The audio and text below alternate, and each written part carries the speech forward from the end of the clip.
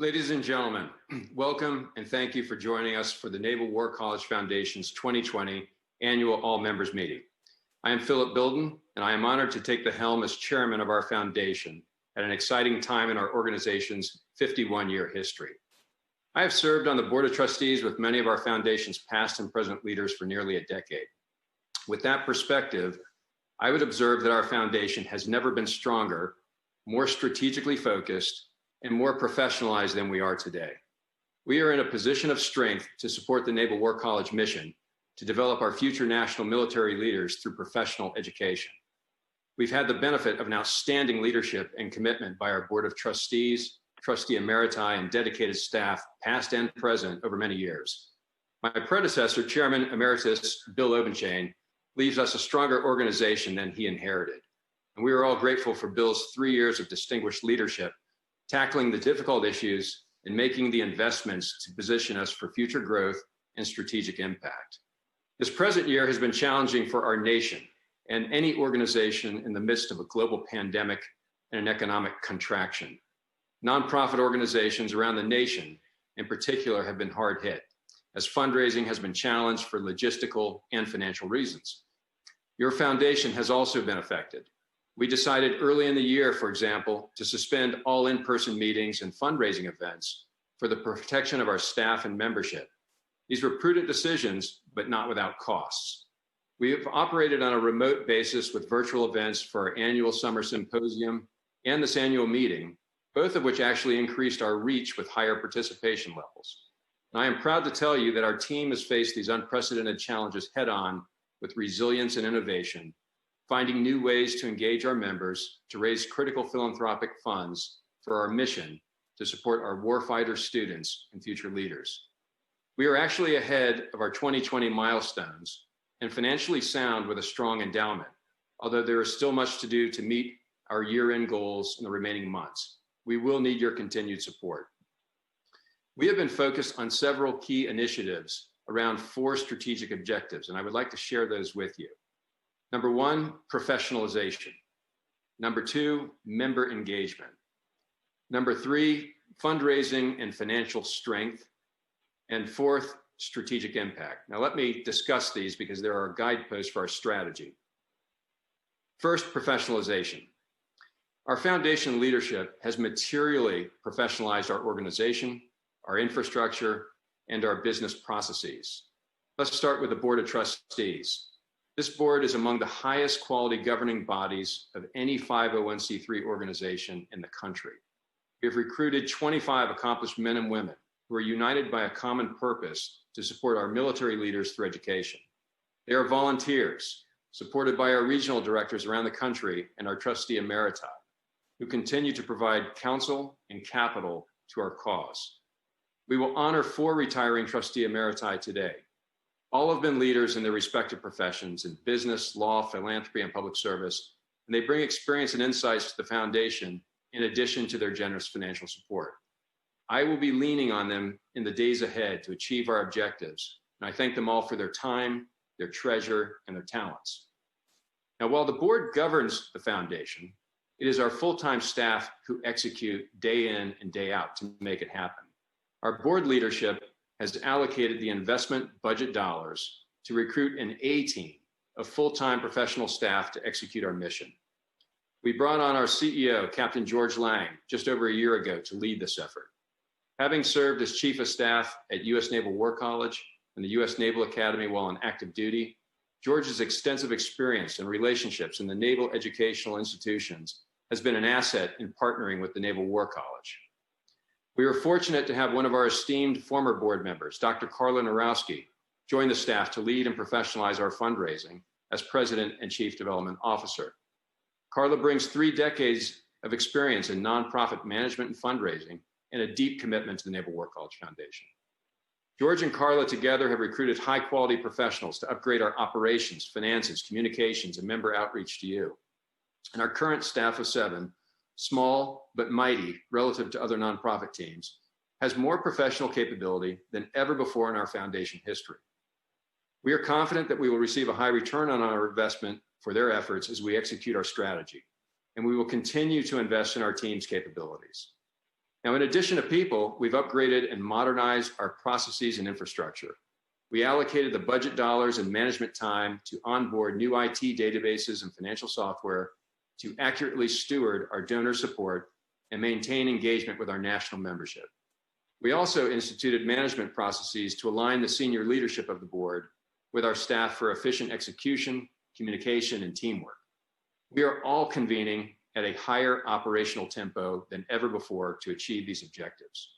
Our CEO will be briefing you on the progress, challenges, and strategic initiatives underway by his dedicated staff.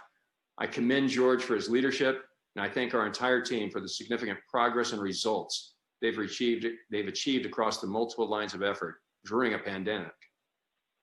Now, our second strategic objective is membership engagement at the national level. Our team is reviewing how we engage with you, our members, and how we remain relevant and at the center of your philanthropic interests. In recent years, we have seen declining membership for various reasons: aging demographics, weak cultivation processes, and competition from other nonprofits for relevance. We are committed to rebuilding our membership ranks through a range of communications and platforms, and working to build our alumni graduates into a potent membership force. We are positioning our foundation as a national military support organization rather than a Newport-centric nonprofit. So you will hear from the chairman of our Branding and Communications Committee, Doug Newhouse, on the exciting work to revitalize our brand, our logo, our tagline, messaging, and communications. These improvements in our communications and engagement will allow our foundation members and leadership to further the mission to educate today to secure tomorrow. Now, our third strategic priority is financial strength through fundraising. Our mission is to financially support the Naval War College. Fundraising is our lifeblood, and it must flow continuously. We are fortunate to have generous benefactors who have served on our board of trustees and funded most of our programs and operations over the years. But like a sound business, we must diversify and expand our fundraising sources to ensure steadily growing revenue. We are reviewing market segments and strategies to build a more resilient revenue source for future years. Our development committee chairman, Archie Van Buren, has taken up the charge to lead this at the board level with our chief development officer, Carla Norowski, on staff. Our vice chairman and finance committee chairman, Dan Holland, has kept us on very sound financial footing during his long tenure. You will hear from Dan later today on our financial report, which is strong and stable. While we are fortunate to have an endowment now in excess of $44 million, Dan's report reminds us of the need to continually fundraise from our members and friends, particularly in unrestricted giving that allows us to fund our day-to-day operations. Finally, our fourth strategic objective is strategic impact in national security. Our foundation has financially supported the Naval War College in numerous ways over 51 years, from research and scholarship support, endowed chairs, capital improvements, achievement awards, conferences and events, and regional studies.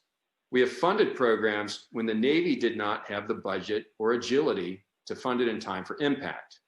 We endowed academic professorships, such as the Van Buren Chair for Asia Pacific Studies, when the college needed funding that the Navy did not allocate. We led the Navy's investment in policy and strategy areas, ranging from China maritime, Russia maritime, and cybersecurity. Last year, we surpassed $10 million to fund the Admiral James Hogg Cyber and Innovation Policy Institute, a foundation initiative that began several years ago ahead of Navy funding. And this year, one of our newest trustees, Joe Nicholas, generously endowed a chair in maritime irregular warfare and maritime special operations. We are grateful to Joe for his major gift to launch this impactful initiative, highly relevant to our U.S. Joint Forces operational concepts, but not yet funded by the Navy's budget at the Naval War College. This year, we have undertaken 2 initiatives to ensure that our hard-earned philanthropic monies are invested in the highest and best uses for impact in our military. First, we established a senior advisory committee of recently retired flag officers committed to the Naval Education Enterprise. These highly respected leaders will help the Foundation's strategic alignment with the needs of the Navy's most senior-most leadership. I am grateful to Admiral Scott Swift, former Pacific Fleet Commander, for chairing this initiative, and for the counsel of Admiral Bill Moran, Vice Admiral Nanda Renzi, Vice Admiral Mike Connors. We know their work will have a strategic impact on what we do.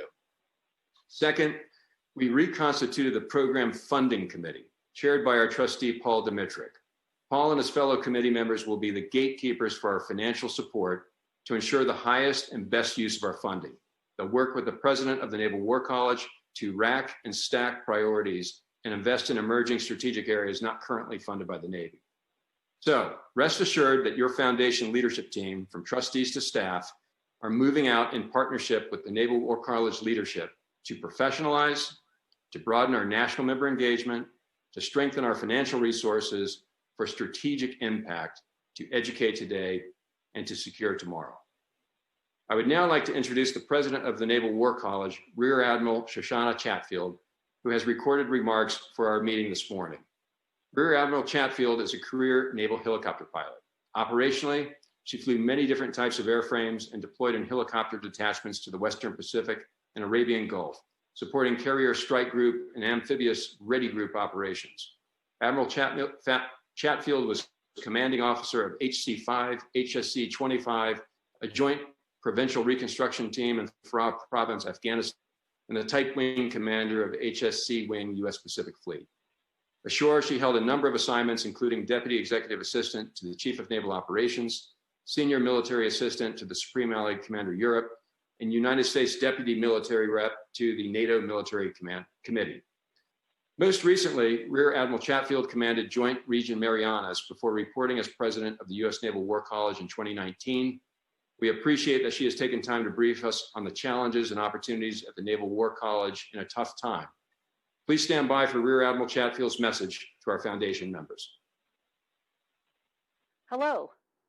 I'd like to recognize Chairman Philip Bilden, Foundation President George Lang, and welcome all trustees and members.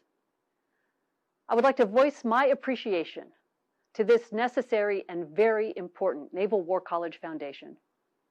Your continued support, particularly within this COVID operating environment, has continued to allow our college to excel in education, research, and outreach to our maritime partners. COVID restrictions have made the Foundation's mission more difficult, but your patriotic, philanthropic, and determined approaches have continued to deliver great results for the United States Naval War College initiatives. Your rebranding and your tagline, Educate Today, Secure for Tomorrow, have helped you achieve these results. During the last 12 months, we were able to accomplish a lot just due to your support. To highlight, we accepted approximately $1.4 million in gifts. Thank you. We've been able to put those gifts to great work by supporting our faculty development, upgrades to the Mahan Reading Room, AV support to MOPSI and MSOC, our 2 short courses. We've gotten online subscriptions and books for our library. We've done outreach, travel, conferences, and currently underway, we have the installation of a new LED video wall in our Spruance Auditorium, which we hope to have online in December. The Naval War College remains the nation's premier war college and our Navy's home of thought. It is vital that the U.S. Navy continues to support this endeavor of outcome-based professional military education to allow our leaders to achieve intellectual overmatch against our adversaries. We inform today's decision makers and educate tomorrow's leaders with the experiences and intellectual capacity to anticipate and prepare strategically for the future, strengthen the foundations of peace, and create a decisive warfighting advantage and national security. To ensure we are allocating our resources to maximize national security, we have developed an unfunded requirements document, which is a tool for us to convey areas of greatest need that are not mission funded. Our role as educators and researchers is to anticipate and prepare for the things that the Navy will need. Sometimes we pilot a program which the Navy may come to value enough to fund through our operational funds. Such past areas include the China Maritime Studies Institute, the Russia Maritime Studies Institute, and Cyber and Innovative Policy Institute. My 2021 proposal is currently in draft awaiting our CNO's soon-to-be-released NAV plan just so that we can check our alignment with his priorities. I am very excited today to give you a preview. There are some areas that we, the college, need to explore and grow into, including we need to enhance and expand our ability to deliver education to our students where and when they need it. This includes improving our recruitment and hiring practices and removing institutional barriers that may be affecting our ability to onboard a faculty more representative of our students and the nation. All available options under our federal employment regulations will be used to include outreach, sabbaticals, visiting scholars, pre- and postdoctoral students, and paid internship opportunities. Improving our ability to deliver education remotely through technology investment and faculty and student development. Improving our ability to work in the classified realm remotely. Improving our ability to link classrooms virtually, internally and externally to the college to enhance experiential learning. Exploring the possibility of altering our delivery periodicities to more closely match our students and the Navy's needs. Exploring the possibilities to address critical education gaps in the fleet, perhaps through episodic short courses, which could be stacked to obtain certificates or other credentialing. We need to rejuvenate and expand our presence and interaction in the women, peace, and security space. This includes advertising for and hiring a new Women, Peace, and Security chair, re-engaging in the wider women, peace, and security debate, internally, internationally, and within DoD, meeting our goal of an endowed Women, Peace, and Security chair, engaging knowledgeable scholars to assist our faculty in reviewing our curriculum for the purpose of including our newly signed United States Strategy on Women, Peace, and Security and DoD's Women, Peace, and Security Strategic Framework Implementation Plan. And finally, expand upon the great work being done in the college and the Navy in the area of leadership and ethics. You are most likely aware that our leadership in the profession of arms is being taught as a core course in our curriculum. Our goal is to create and sustain an ethics center at the Naval War College. You might not know that the Navy's Leader Development Framework, now on its 3rd edition, identifies the Naval War College in a supporting role for each of our Navy's community leader development strategies, from ensign to major command. The Naval War College was given the lead role in developing leader education for the flag ranks. We have a large and robust alumni program that promotes lifelong learning, increases the stature of the entire college, helps recruit quality students, and serves to inform the development of our curriculum. Our alumni value the faculty and act as a conduit to the fleet, disseminating cutting-edge research and thought leadership. Our alumni are a vehicle that support our education, research, and outreach, and our ability to increase our national defense. In my last Area Alumni Forum memo, I pointed out a new Naval War College initiative of fleet concentration alumni engagements. There, engagements are open to our U.S. alumni and held in Navy concentration areas. These intensive one-day engagements are focused on alumni participation, robust, candid discussion, active learning, and wargaming. This would provide high-impact alumni engagement for low overhead and cost. This would also provide alumni meaningful lifelong learning opportunities and valuable professional resources, and strengthen the Naval War College's reputation as the premier Naval War College in the world. I'm so excited to continue my tenure as the 57th president of the Naval War College, and I'm energized by the opportunity to have another year working as partners with the Naval War College Foundation. I remain grateful for the support you provide to our institution and our mission. We will have at least several more months of operating in this restricted COVID environment. But moving forward next year, I envision a great deal of collaboration on developing a hybrid approach to outreach across our many stakeholders and customers, keeping the best from the technology we have incorporated and adding back in some face-to-face engagements around the country. This global pandemic has shown us once again that our military organizations must remain agile and continuously prepare and develop our people to be able to surge forward as new challenges arise. COVID-19 could have been viewed as an obstacle to completing academic year 1920, but we chose and must continue to choose throughout academic year 2021 to view it as a game changer in our business of education. Our deans, directors, faculty, and staff continue to look for ways that technology can enhance our programs that will endure long after 2020. For example, our College of Maritime Operational Warfare has increased education opportunities for students who can't travel to Newport. And our Center for Naval Warfare Studies has initiated distributed wargaming. In the fall of 19, I never imagined that by March 2020, we would be 100% virtual. But looking ahead, I cannot envision a future where we would park those new technologies and education delivery modes and return to our pre-COVID business model. As we look to capture even more gains that we are developing right now through our response to COVID-19, we can also begin to envision a new normal, one that integrates these new technologies and education modes and optimizes our students' learning opportunities when they are available, wherever they are. I want to thank you for your incredible service, support, and for your continued interest in our great nation's national security. Your contribution to the Naval War College and this nation's national defense gives us a cutting edge to go deeper into our academic study. Thank you, and I hope to see you back on campus soon. As you can see, Admiral Chatfiel is doing a terrific job on our mission to educate our future leaders. We look forward to supporting her with her 2021 plan. I would now like to turn the microphone over to our chairwoman of the Foundation's Awards Committee, the Honorable Ambassador Judy McLennan. Judy?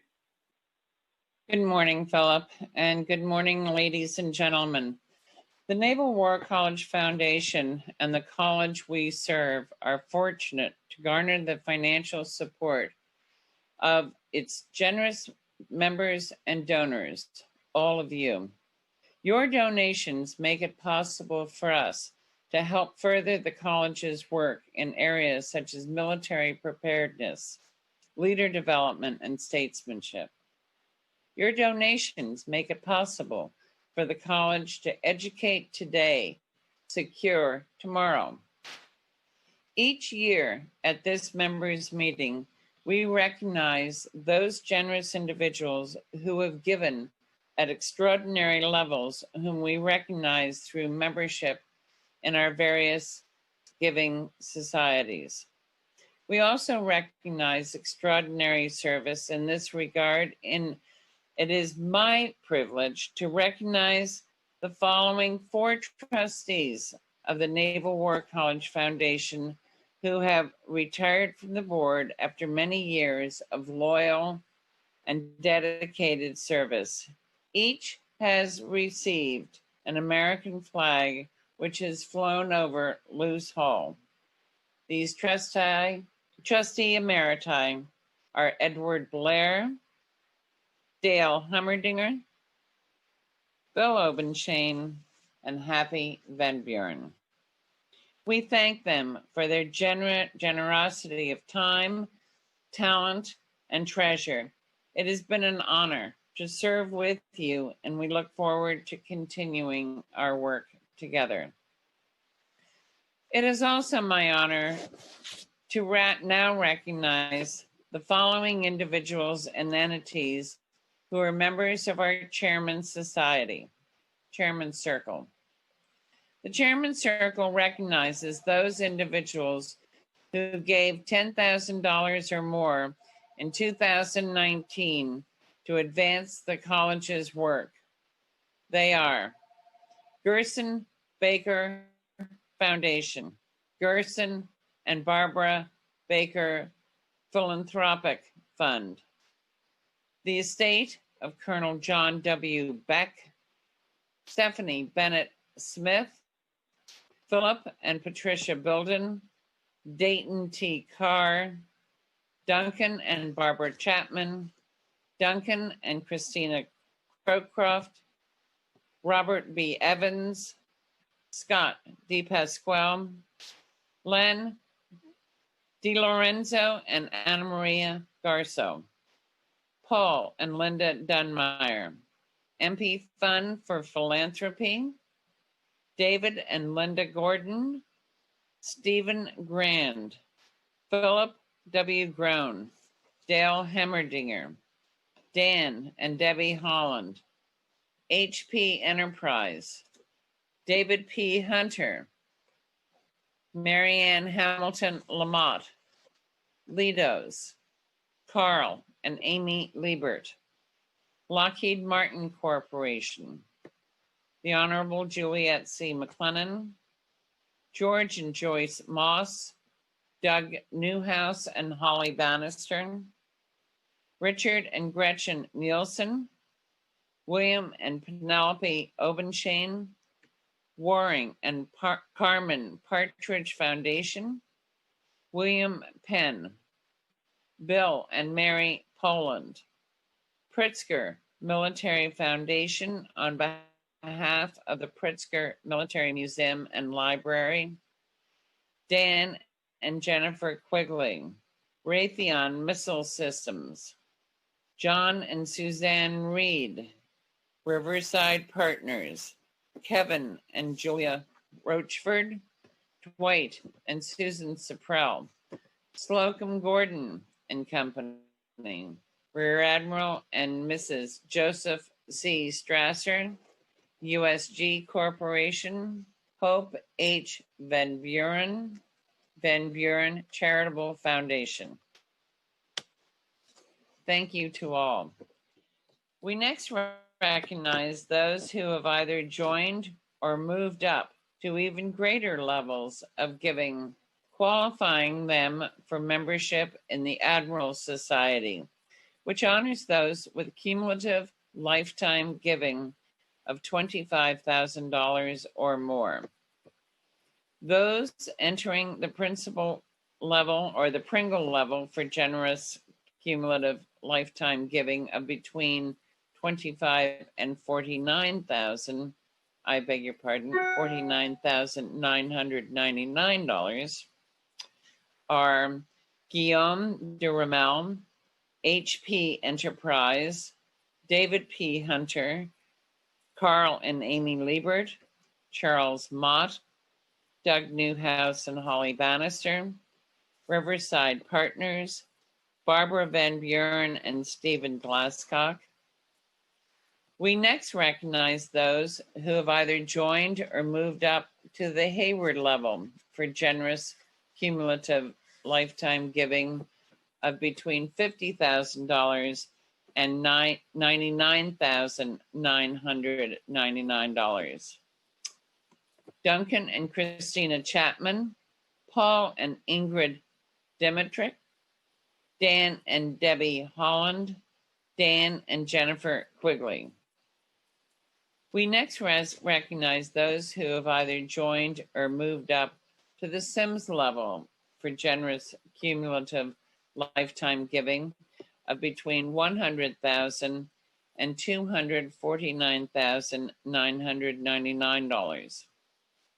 The estate of Colonel John W. Beck, Len DiLorenzo and Anne-Marie Garceau, Philip and Linda Dunmeyer, the Honorable Juliet McLennan, Richard and Gretchen Nielsen, John and Suzanne Reed, Dwight and Susan Ciprell.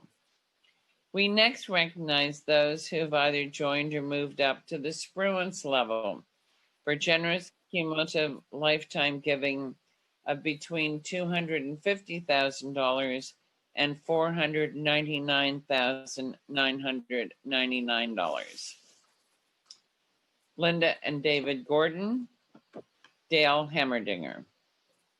We next recognize those who have either joined or moved up to the Luce level for generous cumulative lifetime giving of between $500,000 and $999.99. I'm sorry, that's $999,999. Nancy Cushing Evans and Robert Evans. Finally, we wish to recognize 6 individuals who have generously included the Naval War College Foundation in their estate plans. Doing so qualifies them for membership in the Heritage Society. They are Len DiLorenzo and Anne-Marie Garceau, Robert Pachik, William Penn, John and Suzanne Reed.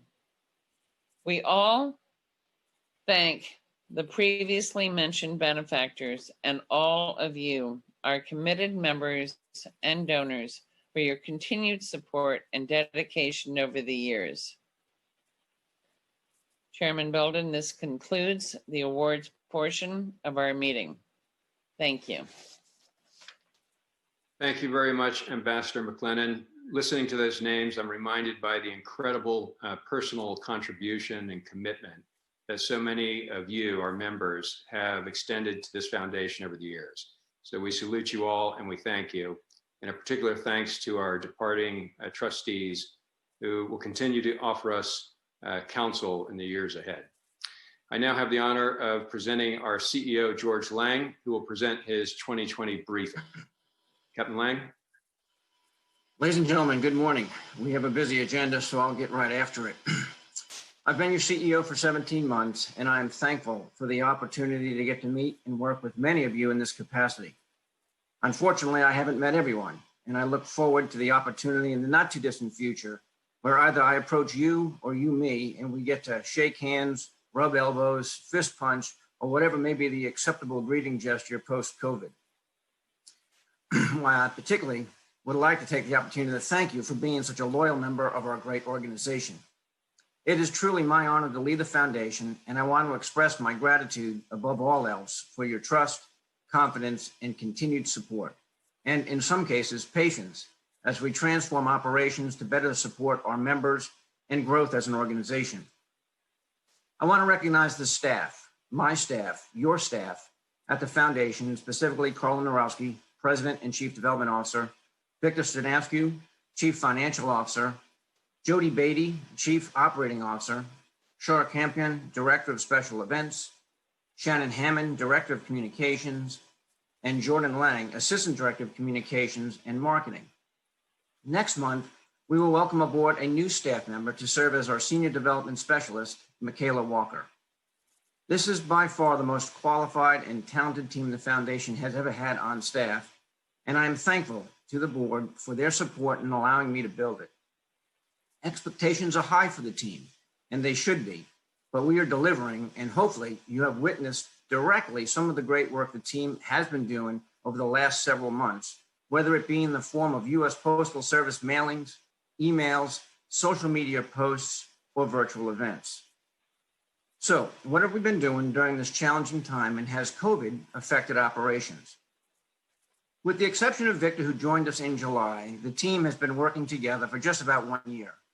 Over that short period of time, we have immersed ourselves in a series of issues and challenges that had to be addressed in order to more effectively and efficiently execute the mission of the foundation and grow it into the board's vision of a more robust national fundraising organization.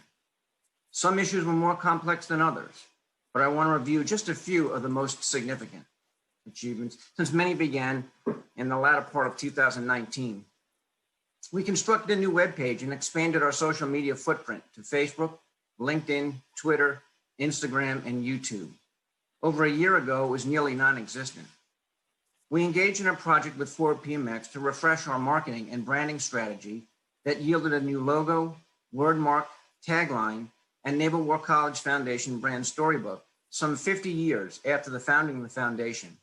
And we're updating the popular Naval War College and Naval War College Foundation videos that were produced a few years back, and we're producing 3 new ones. We revived our biannual publication, The Bridge, just one of the many benefits of membership, and created a monthly newsletter. We substantially transitioned to the new Blackbaud, Razor's Edge, and Financial Edge databases, a colossal effort that required a review of the validity of nearly every record in our legacy database. This is the lifeblood of the foundation, and an update was sorely needed. We've established a new Pantera planned giving program, which is now embedded in our new website. Working closely with Chairman Bilden, Chairman Emeritus Obenshain, Vice Chairman Dan Holland, and Trustee Duncan Cockcroft, we developed a new Naval War College investment policy that presented an immediate benefit to the Naval War College. With the assistance of Admiral Scott Swift, USN retired, a Naval War College graduate, and that of then Vice Chairman Philip Bilden, we established a strategic advisory committee comprised of 4 former 3- and 4-star admirals to provide the foundation with insights and advice on matters within the areas of the committee's experience and expertise regarding support for the Naval War College. We renewed the foundation's license to operate on the campus of the Naval War College and co-signed a new memorandum of understanding regarding our relationship and partnership with the institution. Working closely with the college and Trustee Joe Nicholas, we set the conditions for the establishment of a 6th endowed chair at the college, the T.C. Sass Chair in Maritime Irregular Warfare and Maritime Special Operations, which has nearly reached its operational goal. We reviewed and are in the process of standardizing over 50 endowed gift agreements to maximize the benefit of the college while preserving donor intent. We developed a rolling 18-month calendar to facilitate long-range planning and strike a balance with the appropriate number of in-person and now virtual events and activities that should be hosted by the foundation annually. Working with Chairman Bilden, we revitalized committee structure, specifically the Program Funding Committee, which was regenerated to more effectively manage gift funds and programs for the college. With the board's vision in mind and with their support, we developed a staff organization structure plan to support growth of the foundation's investment portfolio north of $75 million. We re-energized our outreach and communications programs and modernized the foundation's museum store gift shop with new merchandise, resulting in increased retail sales, particularly online. And finally, we're executing a $500,000 plus contract with the college to replace the video wall in Spruance Auditorium, established a Distinguished Fleet Professor Award Endowment Fund, purchased a new vehicle for the foundation to support VIP engagements and logistics requirements locally, and are actively establishing organizational policies that outline day-to-day required business procedures and best practices for running an effective and efficient 501c3. We are on track to exceed budget goals this year, which during a pandemic speaks highly of the staff, the board, and our members for their unfailing support, leadership, and hard work. These efforts are just some of the bigger issues the staff has tackled. Time does not permit me to do a dive deeper into many tasks that have been ongoing, but trust me when I say we have a full-time job and we're working hard to achieve many successes, and there are many to come. While COVID precluded us from coming together for various events throughout the year, it provided us the opportunity to reflect inward and invest significant time and effort to set the conditions that have put us on a trajectory to achieve the vision of the board. We value your membership, friendship, support, and feedback. Please continue to help us build support for the college and foundation. Spend some time reviewing the information on our new website. It's a great resource. Follow us on your favorite social media platform and encourage others to attend events either in person or virtually to raise awareness of the great institution, which is the Naval War College. I served for 32 years in the Navy because I love our great nation and the incredible men and women who risk their lives every day supporting the freedoms we enjoy. Like all of you, I continue to serve the men and women in uniform as a member of the Naval War College Foundation, and I can't thank you enough for your loyal, dedicated, and patriotic support. Thank you for joining us today, and if you haven't heard from us recently via email, chances are we don't have your current address. Please reach out to the staff so that we can update our database and remain connected. Thank you again, and stay safe. Thank you very much, George, and congratulations to you and your dedicated team for all of the execution in a very difficult year. I now have the honor of presenting Mr. Dan Holland, who is dual-hatted in his role as Vice Chairman, as well as our Finance Chairman.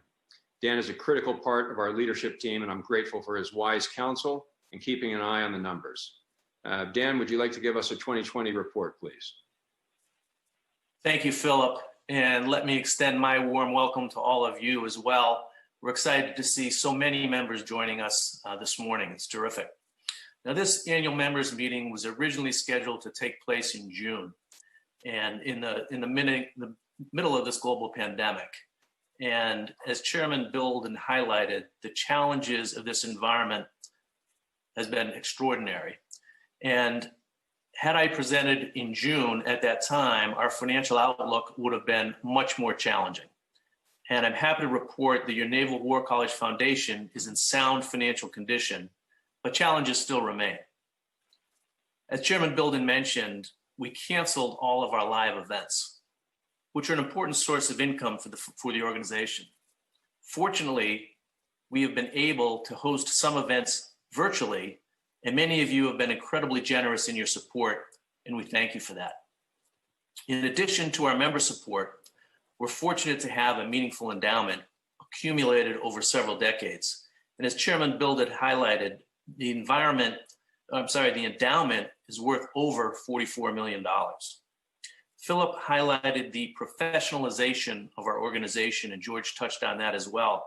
I have to tell you personally that the professionalization of the staff and the infrastructure around our finances has increased dramatically, and it gives us the capability to provide near real-time financial reporting, which is a capability we frankly didn't have until recently.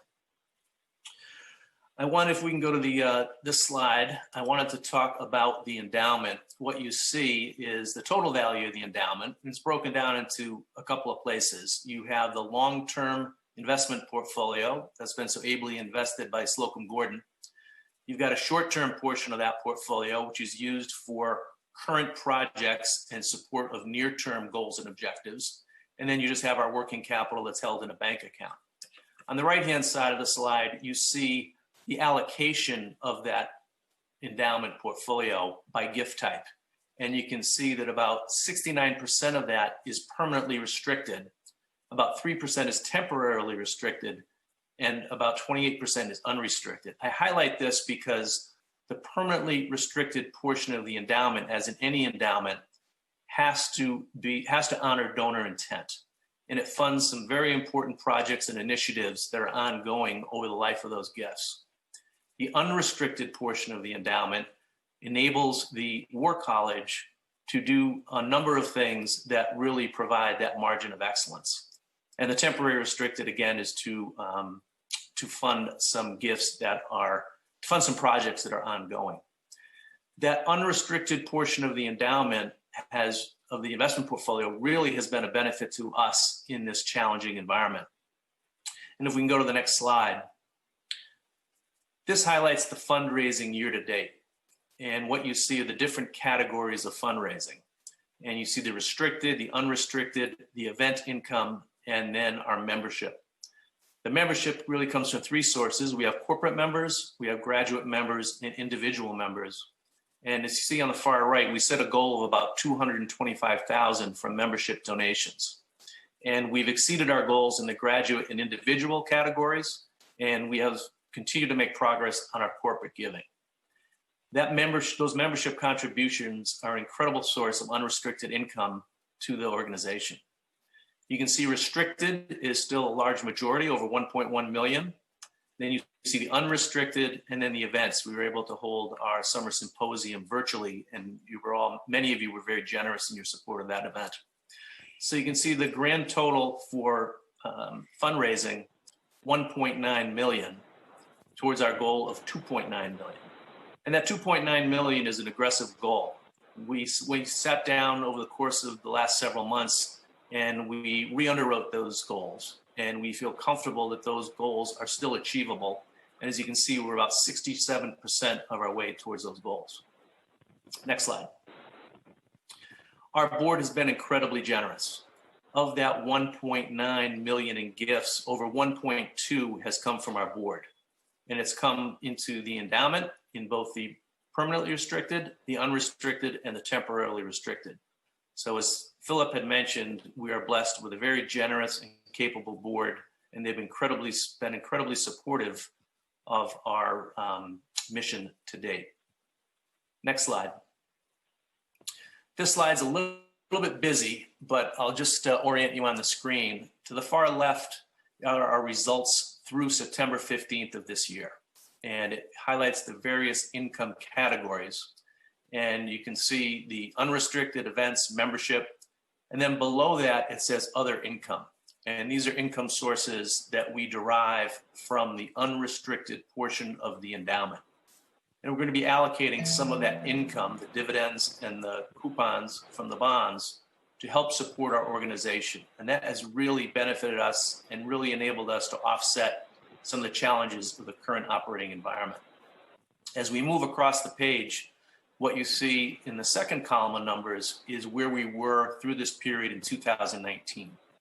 And as you can see, we're actually ahead of where we were in September of 2019 in terms of the income categories.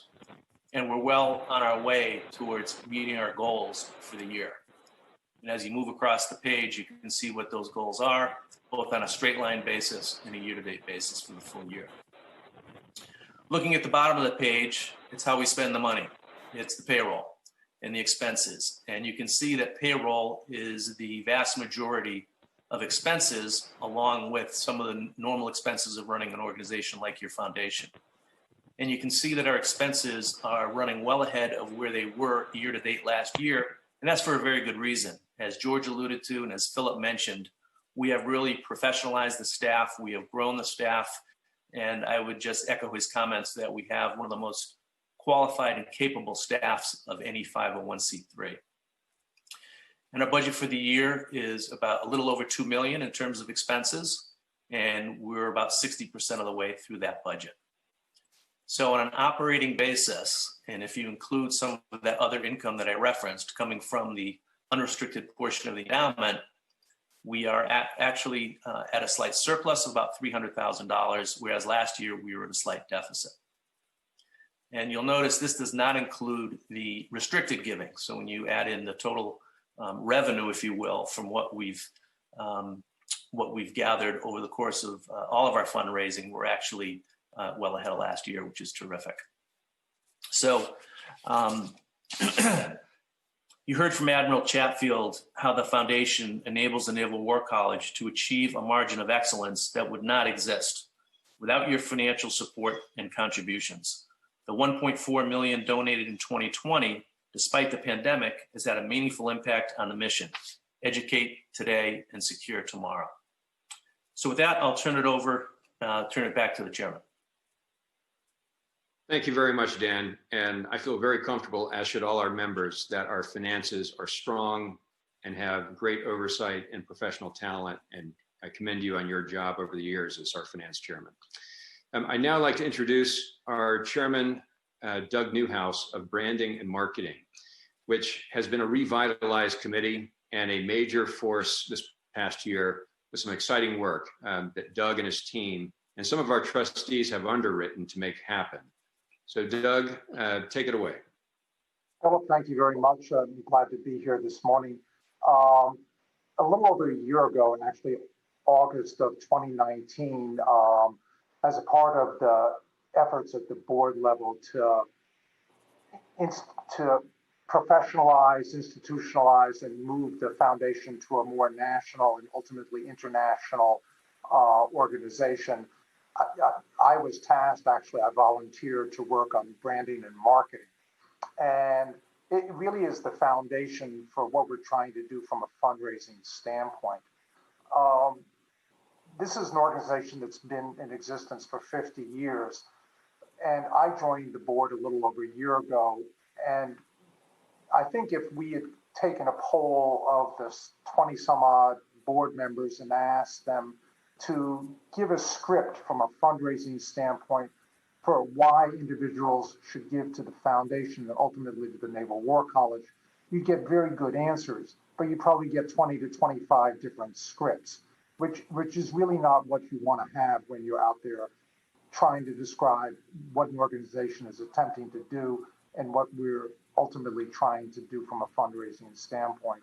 We also recognize that a lot of the materials, the information, the look, the feel of our communication and the technologies that we were using were very, very dated and needed to be brought into line with 2020 level communications and video technologies.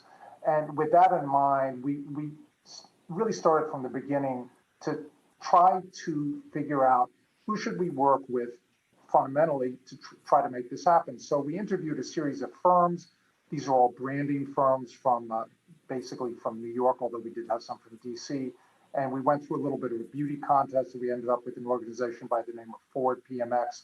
And we have spent the last year working with Forward PMX to try to create all of the branding, all of the marketing initiatives which I'm about to describe. It really falls into the following buckets. The first one is, what is the brand identification? What do we stand for? I think everybody knows what the Naval War College is about, but even that maybe is not clear to our donors, and maybe even to the folks on our side that are looking to raise money. So we had to clarify that, and we did that through a whole series of research initiatives. These were very broad-based, both telephonic and in some cases in-person interviews, but also broad-based surveys. And compiling that research, which also included analyzing comparable institutions in other military educational groups, but also national education organizations, to try to determine what the most meaningful terms were for our identification. And using that, we were able to put together what we think of as a philanthropic cultivation script. In other words, what's the elevator pitch? When we're talking to somebody about why they should give to the Naval War College, what words do we use? How do we describe it?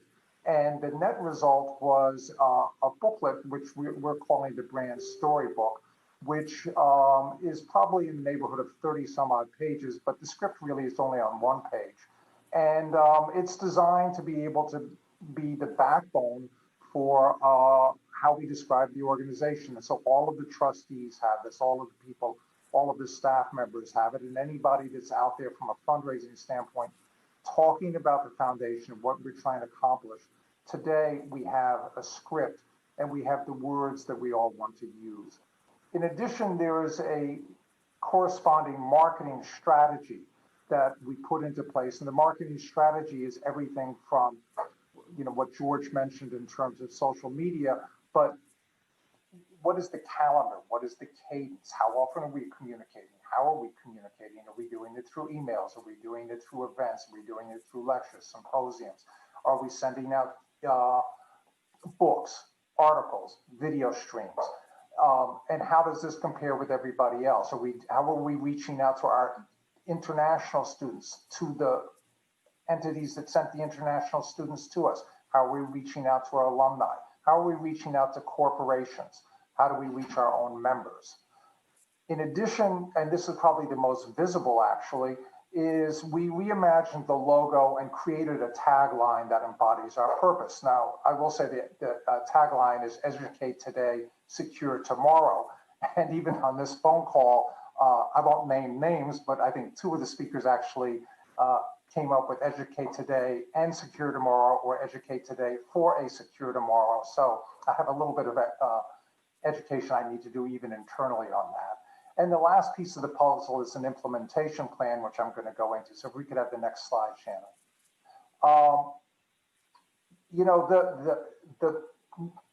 The mission of the Naval War College is set out by the Naval War College. But how we describe our value proposition is really something that we had to make sure that it's very clear. And I think going into all of this, if you'd asked anybody, you said, well, what are we trying to do? Well, the goal is we're trying to educate tomorrow's leaders. That would be the statement. I think if you ask the board members, everybody would say that. But it's actually much more nuanced than that, and it's a little bit broader than that. Because the ultimate goal of the Naval War College is to promote and to provide for national security and for international security. And how does the institution accomplish that? Well, there are really three things that they're doing. The first, and some would say maybe the most important, is to make sure that from a military preparedness standpoint, we're producing the most skilled leaders that we possibly can. But the second component is leader education and leader development. And that, of course, is what I said before, which is what people would have thought is the primary mission, but it's really one of three major missions. And the last one, which really goes from the beginning of the War College, is to, within our students, to develop diplomatic and statesmanship skills. Because you can have all the greatest military preparedness on the planet, but at the end of the day, the goal is not to have war, it's really to have security. And we're achieving security by being militarily prepared, and we're trying to create the best leaders we possibly can have. But those leaders also obviously have to have diplomatic and statesmanship skills, and that's critically important. We can have the next slide. How do we talk about ourselves, and how do others see us, and how are we perceived? Well, the research is pretty clear. We're viewed as patriotic, essential, effective, relevant, important, comprehensive, and respected. But where do we think we can improve? I think we're known as being innovative, but I think it's something that the foundation can do a better job on, and is something that resonates. For example, cybersecurity, where we played a leading role in innovation, that resonates extremely well as a message and with our donors. And the last component is unifying. We have international allies, we have members from various military branches, and we have various civilian sectors that are at the Naval War College. And that unifying theme resonates extremely well. Also, next slide, please. So maybe the most exciting piece of what we did, which really was somewhat of a small piece, but is the most visible, is creating a new logo. And the bottom left, you can see the existing foundation logo from 50 years ago. You know, when we looked at it, it looked dated. It was a bit drab. It was very traditional for sure. But weirdly, it didn't actually have the colors of the school. And it didn't even have the emblems of the school. And so we were able to combine the colors and use the shield and the trident and superimpose them on the anchor and the eagle, and came up with a very clean, very accessible, and really a very modern looking logo. And we put together a series of word marks, in this case, emphasizing Naval War College, but also including foundation. But recognize that people give to the War College, but they do that through the foundation. So they're really two organizations, but obviously the War College is why people want to support their giving. Next slide, please. Educate today, secure tomorrow is a tagline. Look, you know, we ended up with maybe 15, 20 different taglines. But at the end of the day, we wanted something that was punchy, and we wanted something that really encompassed what we were trying to communicate. And I think we nailed it. I think educate today, secure tomorrow says it. Next slide, please. There are a series of things we're doing from an implementation standpoint. I'm not going to read everything that's here. Obviously, we need to take the logo and the colors and re-implement them in everything from stationery, business cards, signage, name tags, etc. We're taking the elevator speech, which I talked about. We're putting it into style guides so that we have a consistent tone, marketing scripts, and how we prioritize it all. Next slide, please. And we also broke it down into two categories: one-time projects, things that we needed to do right now based on the research, which obviously is the logo, the taglines, all the marketing materials. But then there's ongoing projects, which are forever. And that's making sure that we have a calendar of cadence. In other words, how often and how do we communicate, expanding what's going on in webinars and virtual events. So we have approaching 150 people online at this annual members meeting. That's vastly more than we could ever do in person or have had in person. We probably could have done it in person. So we've been able to expand our outreach through modern technology. We're looking to have more personalized experiences for donors, trying to add content that we know that people would be interested in, which, for example, includes veteran spotlights and history pieces. As George mentioned, we're looking to expand social media. We're trying to do co-events with other military-minded institutions. That's somewhat new. We've done some of that, but we think there's more that we can do there. And we're also trying to do more in-person events around the country. Next slide, please. anyway, well, that's the end of mine. I know I've gone Philip over by a couple of minutes, so I tried to speed talk it at the end, but we're excited about what we're doing from a marketing standpoint, and I'd like to turn it back to Philip. Doug, thank you very much. You've done a tremendous job, and I appreciate the generous donors on our board who gave the seed capital to get this going. So thanks to all, and we look forward to this being implemented by our team. I now have the distinct honor and privilege of introducing our guest speaker from the Naval War College staff, and that is Professor Dave Polatty, actually Captain Dave Polatty as well, as he serves in the U.S. Navy Reserve. Captain Polatty has served as a civilian professor at the Naval War College since 2008, teaching courses on military strategy and operations, crisis planning, and humanitarian assistance and disaster relief.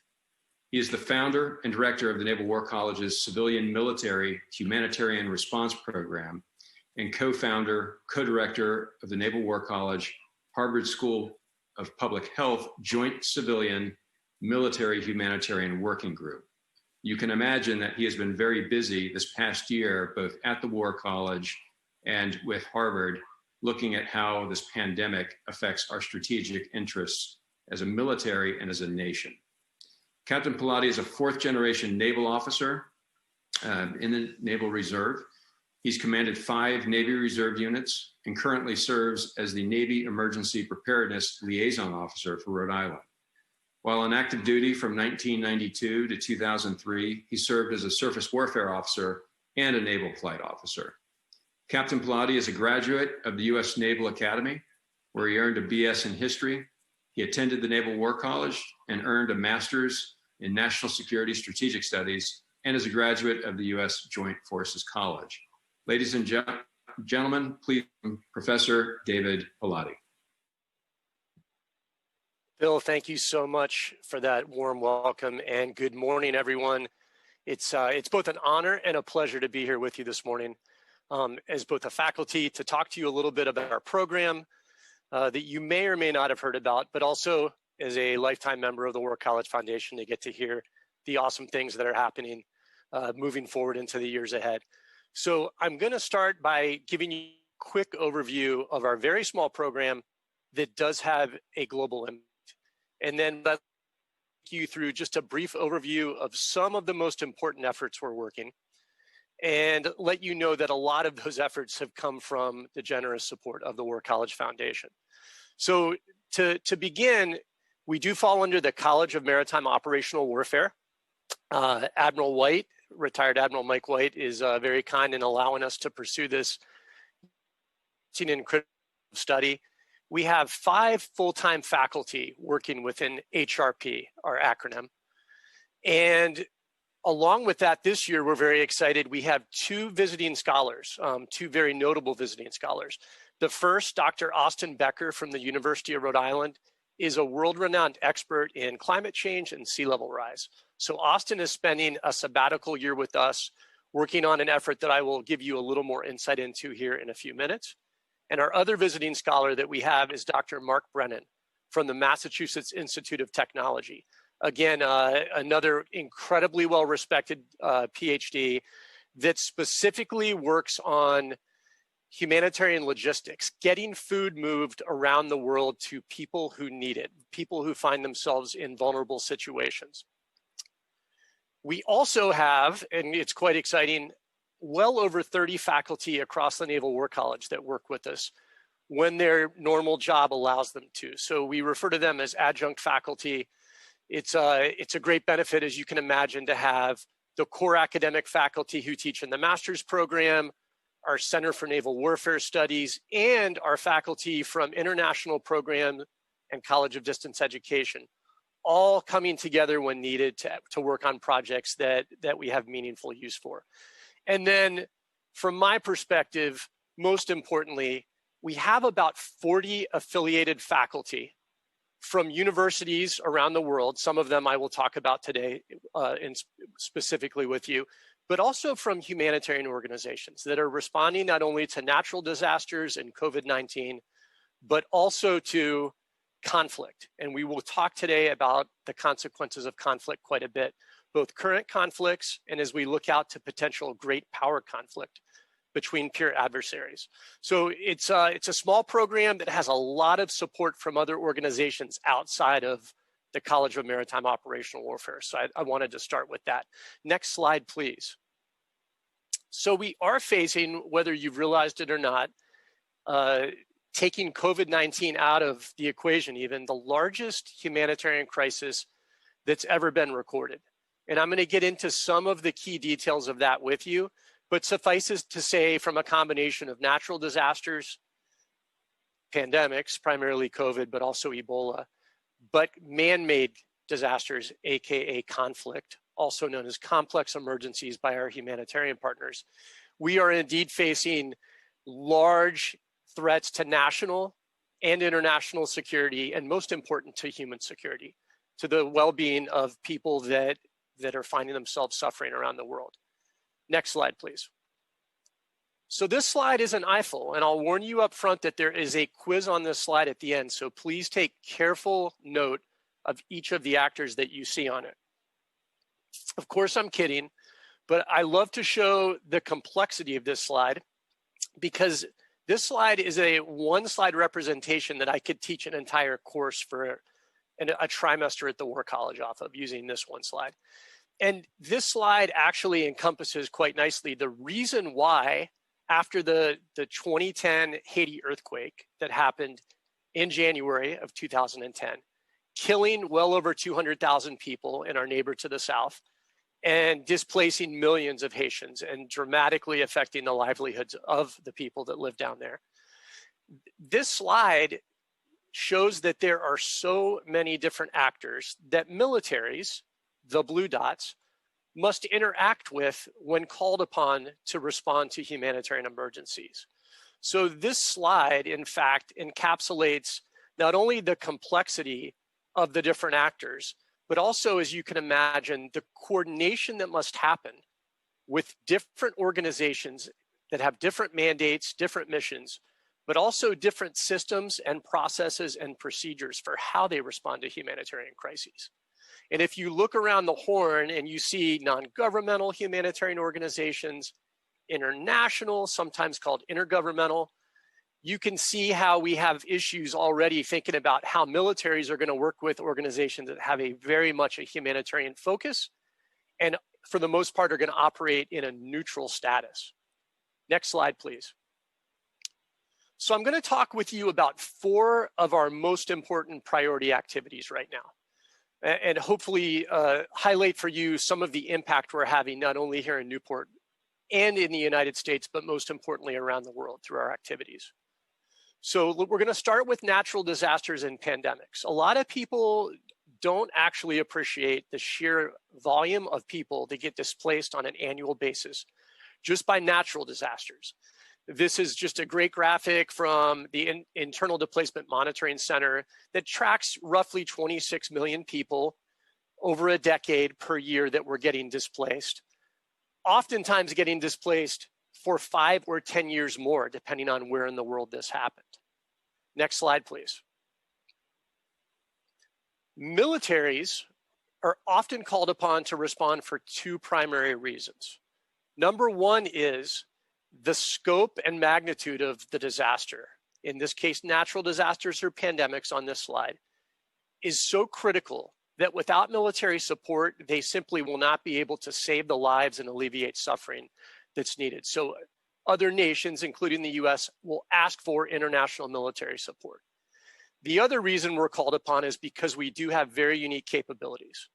These unique capabilities allow us, for the most part, to get access to people that otherwise may take days or weeks to get access to.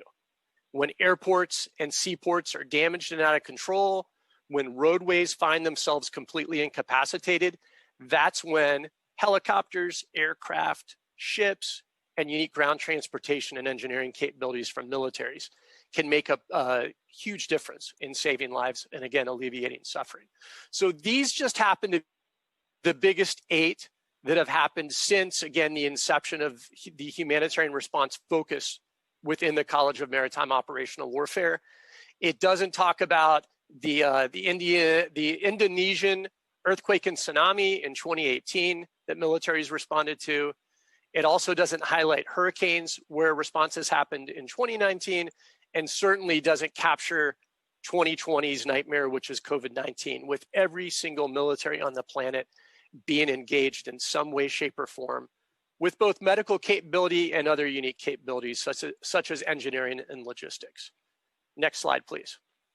So the natural disaster and pandemic response is a core focus and always has been since the beginning of HRP.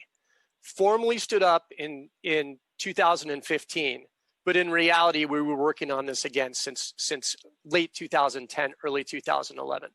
So what do we do here? We do a lot. We teach courses in Newport, multiple courses. We teach a year-long humanitarian elective, which pretty humbling this year, nearly 1/6 of every in-resident War College student asked for the opportunity to get in for a course that only is able to teach 15 students at a time. We teach in all of the College of Maritime Operational Warfare courses, Maritime Staff Operators course, Maritime Operational Planners course, our executive level operations course, the International Maritime Staff Officers course, and our International Flag Officer courses that we teach all around the world. So we're heavily invested in teaching military students here in Newport and also around the world. We also play a road game where we get on airplanes when we're in the world, whether it's the Indo-Pacific region or the Middle East or Latin America. And we teach and train and educate the Navy on site. This week, for example, on Thursday morning, I'll be up quite early talking to the Ronald Reagan Carrier Strike Group, which is underway in the Pacific right now. Unable to join them at sea, we will video teleconference in and start to provide some tailored humanitarian education for them as they are on the leading response potentially of a typhoon or an earthquake response in the Pacific region right now. Do some incredibly rigorous gaming. The top left of this slide shows you a game that was conceptualized back in 2018 that actually dared to ask the question, what would happen if a dangerous epidemic broke out in a major city of 20 million people or more in a foreign country? What would that civilian and military coordination look like in an attempt to keep it from becoming a global pandemic? So in September of 2019, along with our partners at Johns Hopkins Applied Physics Lab and the US military's Uniformed Services University, we convened down in Baltimore, Maryland, and ran a 2-day game exploring a pandemic outbreak. Unfortunately, the timing of that, we didn't quite get out ahead of enough, the COVID problem, but it was something that we were very concerned about with all of our academic and humanitarian partners. And just one example of gaming that we are going to continue to do to look at future pandemic responses, as well as try to improve the current COVID-19 response here domestically and with our international partners. And we love playing games. And so the top right photo that you see is actually the International Maritime Staff Officers course, which is taught in collaboration with College of Maritime Operational Warfare and our international programs at the Naval War College. And we are up at Harvard University with both War College and Harvard faculty teaching an amazing group of international military officers how to coordinate a hurricane response for a fictional scenario. And those are 3D models of ships you see and aircraft actually determining what the response priorities are and how they were going to coordinate with civilian organizations. Next slide, please. Our partners, which I mentioned earlier, are critical in all of our education, research, and gaming efforts. Yes, our War College students like their Naval War College faculty. They like to come to Newport and get educated. They like to have us come visit. But what we found is they love faculty from other universities, especially amazing organizations and universities, as well as our humanitarian partners. So the organizations, the universities you see on this screen represent our closest partners right now on the academic, research, and gaming front for educating US and military officers. And we do reciprocate and we help educate some of their civilian students. And yes, we even bring our military students together with their civilian students pre-COVID, and we will do it again when COVID-19 allows us to come back together in academic and simulation environments to advance these courses. Next slide, please. Climate change. So climate change is playing out before our eyes right now on top of the greatest pandemic to strike us in a century. The scientific evidence is unequivocal. We're going to have increased intensity of storms. We're going to have more storms. We're going to have more droughts, which means more fires. And we're going to see really weird things happening that don't seem like they've ever happened in our history before. So whether you look domestically at the West Coast right now, or even look at Rhode Island and the water ban that's existed all summer for me where I live in Narragansett, we're being impacted by this as the seas rise around us. Next slide, please. When you take climate change and you intersect it with the greatest migration in the history of mankind, where we have roughly 3 million people per week moving from rural environments to urban environments, most of those urban environments on the coast, it's a recipe for future disaster. Whether you think about it from a natural disaster perspective, or again, a pandemic breaking out in a megacity, or you think about a conflict that might happen in an urban environment where we're not prepared with our doctrine and our processes to not only fight, but also to help those who find themselves in harm's way. Next slide, please. So one of our big concerns is the models on climate change impacts when you look out to 2050. Just trying to look out 30 years right now is really, really difficult. We've got a wonderful study that came out of the World Bank that just specifically looked at Latin America, Sub-Saharan Africa, and the Middle East North African region. And their estimate is that about 143 million people are probably going to be displaced due to climate by then. This is the best estimate we have, but it's only for 3 regions. The other estimates that you look at are somewhere between 50 million and 1 billion. Take the best case, the worst case scenario as a military or humanitarian planner, or do you take, and despite the number, the simple fact is we aren't able to care for those who are currently displaced globally. Next slide, please. So we're doing right now at the beginning of a conversation with some partners I'll show you on the next slide to look at disaster risk reduction and how to build resilience. We're doing that both domestically here at home for the US Navy, but we're also thinking about it on an international scale, and we are using all levers of research, education, and gaming. Next slide, please. Our closest partner on this is going to be the University of Rhode Island, because we have incredible understanding of climate change and marine affairs and sea level rise from that organization. However, the Massachusetts Institute of Technology and Brown University are both providing incredible resources on the faculty side to help us with some of the science that we can't do on our own here in Newport. And most importantly, we also have buy-in from Commander Navy Installations Command, who, as you can imagine, has been concerned about the national security effects and our ability to operate from our naval bases, not only here in the US, but around the world.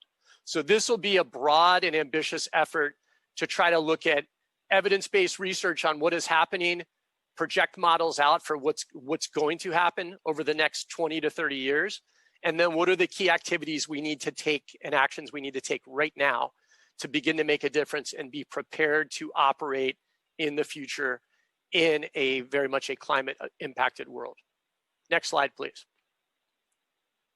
Just a few important slides here on what I think is the most pressing issue right now from my perspective that we've made the most headway on, and that's armed conflict. This slide simply shows the evolution of armed conflict away from state-on-state conflict to very much internationalized conflict where there are a multiplicity of actors, often only working in one country, Syria and Yemen as 2 great examples. Not only nation states, but also non-state armed groups, sometimes numbering in the hundreds to thousands of different actors. And the change in conflict and the impact that has had on vulnerable people and ability to get humanitarian aid in when needed. Next slide, please. At the end of 2019, there were at least 80 million and probably many more people that had been forcibly displaced, layered on top of climate displacement and natural disaster displacement. This nexus of all these different displacements causes national insecurity, regional insecurity, and ultimately can cause global insecurity. And more importantly, the consequences on the impacted populations, the majority of which gets taken out on a gender basis, on women and children in particular, and in many cases elderly, is a significant threat to human security. Next slide. We see significant violations of international humanitarian law. This is a Russian aircraft dropping a weapon in Syria that most likely, next slide, either came very close to or struck a hospital or a humanitarian aid facility or a medical first responder. And we've seen a complete and utter erosion of international humanitarian law in the past decade, and no mechanisms to stop bad actors from not complying with law. Next slide. There are many different systems that are tracking attacks on aid workers. This is one run by the World Health Organization. Next slide. But most importantly, we see an alarming and increasing trend of attacks on healthcare and humanitarian aid workers by both conventional militaries and non-state armed groups. Next slide. So we are working on a very ambitious effort to reduce civilian casualties specific for medical providers and humanitarians. The term humanitarian notification systems simply means that a humanitarian lets a military know where it is so that it doesn't get attacked. Next slide. And these partners that you see here are all doing incredible evidence-based research right now in both Syria and Yemen, with the support of the US Navy Command in Bahrain, US Naval Forces Central Command. And we're rallying around an improvement in technologies to try to prevent civilian casualties here. And the technology that everyone is focusing on is blockchain. We are trying to determine if this is the right technology or if there is something else out there that we should be leveraging. This is critical to ensuring that aid gets to people that need it and medical care can be provided on future battlefields. Next slide. And I'm almost finished up, and I've saved what is certainly the biggest and most complex topic for last. But we're looking at great power conflict. Notice that I didn't use the term great power competition. I'm now talking about two major powers have moved into the conflict phase. And so we're thinking about peer on peer or peer on near peer combat in the future. And next slide, we're specifically thinking about the consequences of that. What does it mean for civilian casualties?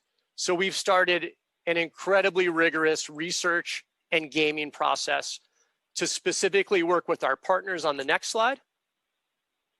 The Naval War College working very closely with an amazing NGO, Center for Civilians in Conflict, the Department of Defense's Center for Excellence in Disaster Management, and Stanford University on what are the greatest challenges that we face in protecting civilians' future, and how do we need to evolve military doctrine and humanitarian processes to ensure that we can protect civilians here in the borders of the US, but also our partners and allies around the world if we ever come to conflicts such as GPC.